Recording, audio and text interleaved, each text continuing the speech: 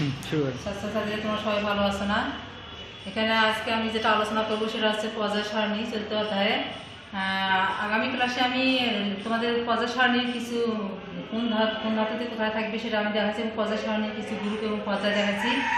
আজকে দেখা যাচ্ছে যে আমি যেটা বিষয় পড়াবো যে পরমাণুর আকার বা পারমাণবিক সাথে নিয়ে আলোচনা করবো। আমরা পর্যায় সারণীর কটি 8টা গ্রুপ এবং 7টি পর্যায় সম্পর্কে জেনেছি, এবং দেখবো যে এখানে 7টা পর্যায়। এখানে আমরা দেখবো পারমাণবিক আকার ও পারমাণবিক ব্যাসার্ধটা কিভাবে আমরা বুঝবো। যে পারমাণবিক ব্যাসার্ধ একটা পর্যায় সারণীর একটা পর্যায়বৃত্ত ধর্ম।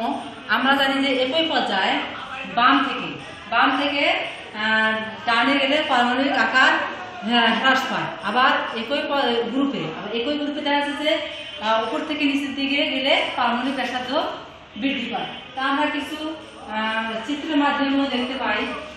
দেখা যাচ্ছে যে আমরা একটা চিত্র দেখি।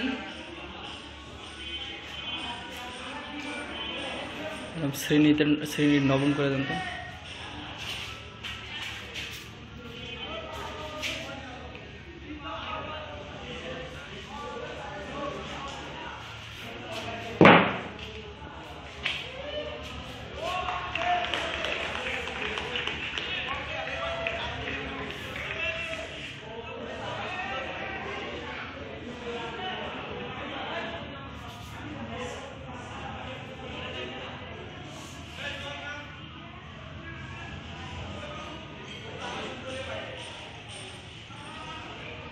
এখানে দেখা যাচ্ছে যে একই পর্যায়ে, এখানে আমরা যদি দেখি যে একই পর্যায়ে বাম থেকে ডানে গেলে পারমাণবিক আকার হ্রাস পায়।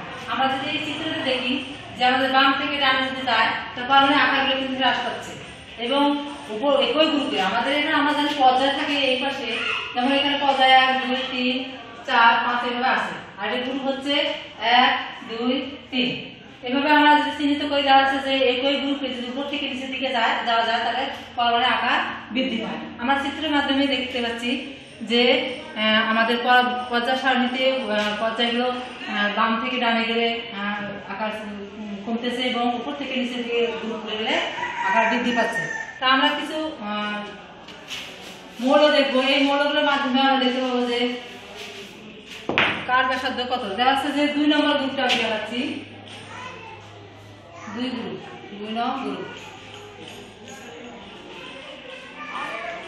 2 নম্বর গ্রুপে আমাদের কি কি মৌল আছে? আমাদের 2 নম্বর গ্রুপে আছে বেরিলিয়াম, ম্যাগনেসিয়াম,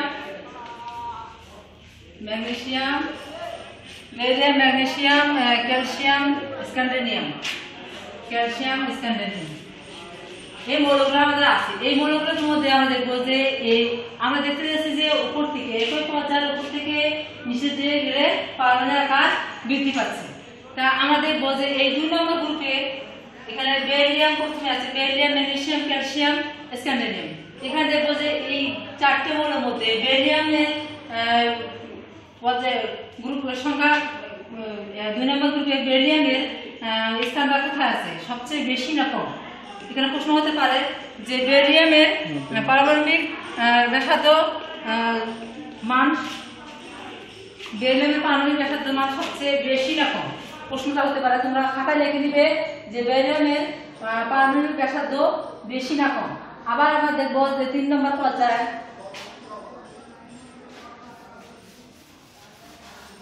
পর্যায়ে আমাদের মৌলগুলো যেটা আছে, যেমন সোডিয়াম, ম্যাগনেসিয়াম, অ্যালুমিনিয়াম, সিলিকন। 3 নম্বর পর্যায় এই 3 নম্বর পর্যায়ে আমরা দেখবো যে সোডিয়াম, ম্যাগনেসিয়াম, অ্যালুমিনিয়াম,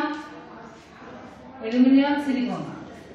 এই যে এখানে 3 নম্বর পর্যায়ে আমরা কয়েকটা মৌল দিলাম। এই মৌলগুলোর মধ্যে দেখা যাচ্ছে যে আমরা চিত্রের মাধ্যমে যেটা বুঝলাম যে বাম থেকে ডানে গেলে পারমাণবিক আকার কি হচ্ছে হ্রাস পাচ্ছে। তাহলে এখানে আমাদের দেখা যাচ্ছে সোডিয়াম পারমাণবিক আকার বা ব্যাসার্ধ কম না বেশি?